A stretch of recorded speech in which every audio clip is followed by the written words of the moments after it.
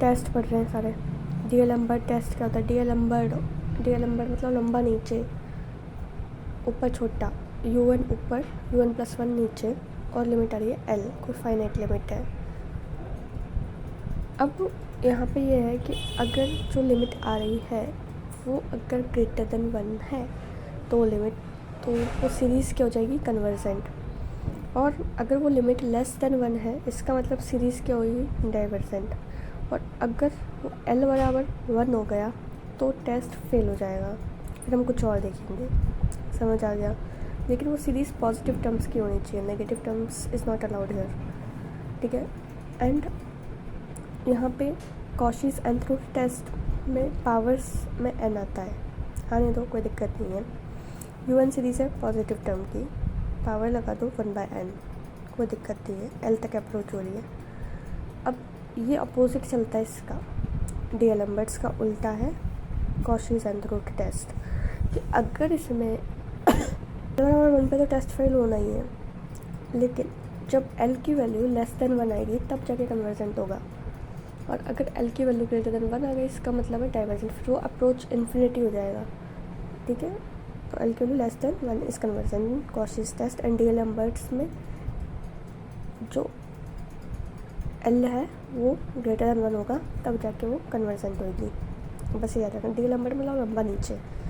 Test हम कब लगाएंगे? जब हमारा डीएलएम्बर्ट टेस्ट फेल हो जाए, मतलब उसकी वैल्यू 1 ना गई। मेरे को क्या करना है कि UN एक पॉजिटिव टर्म दे रखी है सीक्वेंस की। सबसे पहले UN दे रखा है लॉग में, UN+1 निकालूँ, डीएलएम्बर्ट तो मेरे को दिख ही रहा है ना, UN+1, और इसको मल्टीप्लाई करूँ n से भी मल्टीप्लाई करना पड़ेगा तब जाके L आएगा। आने दो L को, अगर L ग्रेटर देन 1 है कन्वर्जेंट, चीज़ें एलम्बर्ट की तरह ही काम करेगी, और L अगर लेस देन 1 है तो डाइवर्जेंट है।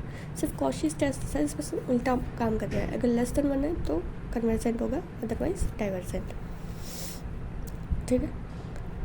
अब उसके बाद आता है आपका गॉस टेस्ट। गॉस टेस्ट क्या है? UN+1 निकालो, ठीक है, एक कांस्टेंट टर्म आ रही है, उसके बाद n के फॉर्मेट में कुछ आ रहा है, 1/n का कोफिशिएंट है बीटा, और 1/n² का कोफिशिएंट 0। अगर अल्फ़ा की वैल्यू ग्रेटर देन 1 है, अल्फ़ा की वैल्यू 1 नहीं है, सपोज अल्फ़ा की वैल्यू 1 नहीं है, तो अल्फ़ा अगर ग्रेटर देन 1 है sequence convergent, alpha less than 1 है डाइवर्जेंट। अगर मान लो अल्फ़ा 1 हो गया तो बीटा पे सारी बात आएगी, अगर बीटा ग्रेटर देन 1 है कन्वर्जेंट, बीटा लेस देन 1 है डाइवर्जेंट। ये होता है गॉस टेस्ट। भाई UN और UN+1 करने पे आपको 1/n के टर्म्स में आंसर मिल रहा है ना। कांस्टेंट टर्म निकालो, 1/n वाली टर्म का कोफिशिएंट अलग निकालो। अल्फ़ा कांस्टेंट टर्म का कोफिशिएंट है, या तो वो 1 नहीं होगा तो हमें अल्फ़ा देख के आंसर मिल जाएगा कि अगर अल्फ़ा ग्रेटर देन 1 है तो कन्वर्जेंट, अल्फ़ा लेस देन 1 है तो डाइवर्जेंट। अगर अल्फ़ा 1 हो गया तो हम बीटा चेक करेंगे, 1/n का कोफिशिएंट है बीटा, अगर बीटा ग्रेटर देन 1 है कन्वर्जेंट, बीटा लेस देन 1 है डाइवर्जेंट। भाई सीक्वेंस करते जाओ ना, जैसे मैं सोचूँ यहाँ पे पावर सीरीज़ लग जाए, तो पावर सीरीज़ रहेगी कि 1/n तो पहले नंबर पे आ रहा है, तो यहाँ से डाइवर्जेंट हो जाएगा, तो मतलब ये पावर सीरीज़ लगाएगा। मेरे को n की पावर n आए, कॉशीज़ टेस्ट लगा दो, 1/n पावर में लगाया, लिमिट लगाया, n टेंडिंग टू इन्फिनिटी 0 आ गया, which is less than 1, it mean series is convergent, fine. Second term same, n² में फैक्टोरियल n है, सीरीज़ है ये, ओके। अगर ये सीरीज़ है क्या करना चाहिए? अब डीएलएम्बर्ट्स टेस्ट लगा लो, डीएलएम्बर्ट्स टेस्ट लगाएंगे, इससे एक नीचे वाली टर्म लगाएंगे इनकी, n² n+1 का होल स्क्वायर, n² तो कट हो जाएगा, ऊपर क्या बचेगा? n+1, ठीक है। की वैल्यू इन्फिनिटी डालोगे तो ग्रेटर देन 1 आ रही है वैल्यू, तो मेरे हिसाब से हाँ, और जब डीएलएम्बर्ट टेस्ट में वैल्यू ग्रेटर देन 1 आती है तो वो कन्वर्जेंट होगी। भाई इन्फिनिटी आ रही है तो कन्वर्जेंट है, ग्रेटर देन 1 है कन्वर्जेंट हो जाएगी सीरीज़। जस्ट एक शॉर्ट ट्रिक में समझाऊँ, अगर नीचे फैक्टोरियल है तो डीएलएम्बर्ट टेस्ट लगाने पे ऊपर n+1 बनेगा, और n+1 approaches n tending to infinity पर अप्रोचेस टू इन्फिनिटी, और इन्फिनिटी वैल्यू ग्रेटर देन 1, तो डीएलएम्बर्ट्स टेस्ट में जब un/un+1 की लिमिट इन्फिनिटी जा रही है, ग्रेटर देन 1 पे जा रही है, तो वो सीरीज़ क्या होगी? कन्वर्जेंट। तो ये सीरीज़ देखते ही कन्वर्जेंट लगा देना। अगर नीचे फैक्टोरियल है तो उसका मतलब ऊपर n+1 बनेगा ही बनेगा। डीएलएम्बर्ट टेस्ट से कन्वर्जेंट, लिमिट इन्फिनिटी देगा। अब ये उल्टा कर दिया मैंने कि इसमें तुम देखोगे तो n+1 नीचे आ रहा है, 1/∞ tend to 0, limit is less than 1, it mean it is a divergent. Very interesting sequence among all. अब यहाँ पे तो मेरे को दिख रहा था कि ऊपर n⁻n चल रही है, मतलब पावर सेम है। जब पावर सेम नहीं होती, n⁻n चलती है ना, तो n⁻n is a very magical term. अगर n⁻n नीचे आ रही है तो डीएलएम्बर्ट टेस्ट लगाने पे वो ई बनाएगी क्योंकि ऊपर वाली टर्म क्या आएगी? n+1 ठीक है। अब फैक्टोरियल की वजह से जो n+1 है वो तो कट जाएगा 1, पर क्या बचेगा? n+1 और नीचे क्या बच रहा है मेरा? n⁻n। तो उसको करके वो ई बनाएगा, और E always greater than equal to 1, मतलब ये सीरीज़ क्या जाएगी? कन्वर्जेंट। ऊपर पावर सेम दे रखी है, नीचे फैक्टोरियल दे रखा है, तो ऊपर n+1 बचेगा, वो टर्म इनफाइनाइट बनाएगी और वो कन्वर्जेंट होगी बाय डीएलएम्बर्ट रेशो टेस्ट से। लेकिन अगर फैक्टोरियल चला जाता है ऊपर और नीचे पावर सेम नहीं रहती है, in case power is a different, power अलग अलग है, n⁻n चल रही है, तो n⁻n हमेशा ई बनाएगा। और अगर इन डीएलएम्बर्ट्स रेशो टेस्ट में E always greater than 1, so this series is totally convergent. Fine. Type की सीक्वेंस रखिए 1+1+2 2 1+2 1। नीचे देखो बेस में क्या है? 1+2 की पावर समथिंग, 2 की पावर n चल रहा है, ठीक है। चलो तो 2 की पावर n, डीएलएम्बर्ट्स रेशो टेस्ट लगाओगे, ऊपर 2 की पावर n+1 आता है, नीचे 2 की पावर n। जब 2 की पावर n से उसको काटोगे ऊपर क्या बचेगा? 2। तो इसकी लिमिट क्या हो जाएगी? डायरेक्ट लिख सकते हो, 2 हो जाएगी। यहाँ पे 2 कांस्टेंट चल रहा है, 2 की पावर n है, ये भी एक बहुत स्पेशल फंक्शन है, ठीक है। अभी ऊपर सेम चल रहा है 2 की पावर n, ठीक है।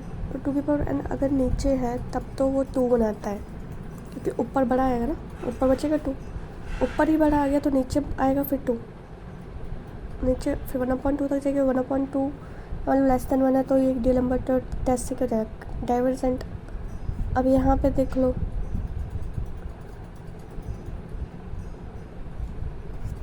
टू नीचे आ रहा है, इसका मतलब ऊपर 2 बचेगा। अब जहाँ 2 की पावर n आ रहा है ना, उससे अपोजिट में वो बचेगा, तो यहाँ पे नीचे आ रहा है तो ऊपर 2 बचेगा, तो ये कन्वर्जेंट है। मैं फिर से बता देती हूँ, जब 1/n की पावर n आता है ना, तो नीचे तो ये ई बनाएगा ही बनाएगा, ये चीज़ याद रखना। और ई ऑलवेज ग्रेटर देन 1, तो ये कन्वर्जेंट हो जाएगी सीक्वेंस। इस टाइप की सीक्वेंस है जब इसमें x भी दे रखा है, नीचे वाली टर्म तो हाइपरज्योमेट्रिकल दे रही है मेरे को n², तो ये तो कन्वर्जेंट हो जाएगी इस हिसाब से। तो लेकिन डिपेंड करता है कुछ x पे, और x² x³ ज्योमेट्रिक सीरीज देखी है, तो वहाँ पे अगर x की वैल्यू लेस देन 1 होती है तभी जाके वो कन्वर्जेंट होता है।